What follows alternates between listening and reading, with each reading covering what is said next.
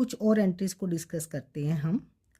जैसे कि कई बार हम लोगों को कुछ बैड डेट्स जो हमने पहले रिटर्न ऑफ किया होता है वो हमें बाद में मिल जाता है।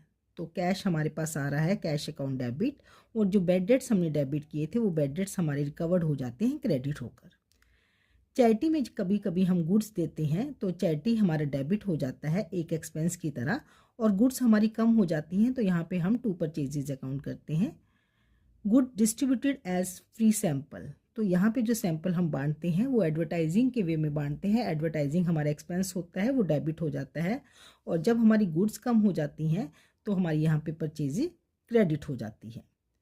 अगर ऑनर पर्सनल यूज़ के लिए गुड्स को लेता है तो पर्सनल यूज़ के लिए जब भी गुड्स को लिया जाता है उसको ड्राइंग्स बोलते हैं, और ड्राइंग्स हमारी डेबिट होती है क्योंकि इससे ऑनर की कैपिटल कम होती है। तो ड्राइंग हमारी डेबिट हो गई, और क्योंकि उसने गुड्स ली हैं तो जो परचेज है हमारी क्रेडिट हो गई।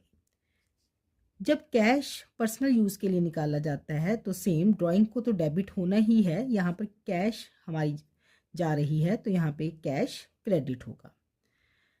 अगर कैश डिस्काउंट अलाउड की हम बात करें, फॉर एग्जांपल अगर हमारी राम के साथ 500 की डीलिंग थी, राम ने हमें 500 देना था और वो हमें 490 देता है, तो हमारी एंट्री होती है कैश अकाउंट डेबिट 490। जो हमने उसको 10 रुपीज़ का डिस्काउंट दिया तो discount allowed account debit 10 rupees to Ram 500। It means 500 का हमारी ट्रीटमेंट ऐसे हुई, 490 और 10।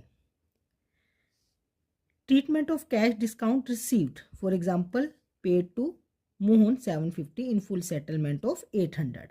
मोहन के साथ अगर हमारी 800 की डीलिंग थी और हम उसको 750 देते हैं तो मोहन तो 800 से डेबिट होगा, टू कैश हम उसको 750 देंगे और 50 रुपीज़ हमें डिस्काउंट मिला। डिस्काउंट रिसीव्ड ये हमारे लिए इनकम का काम करेगा, डिस्काउंट अलाउड हमारे लिए एक्सपेंस का, एक लॉस का काम करेगा। तो डिस्काउंट जब हम देते हैं तो उसको डेबिट करते हैं, जब हमें डिस्काउंट मिलता है तो हम उसको क्रेडिट करते हैं।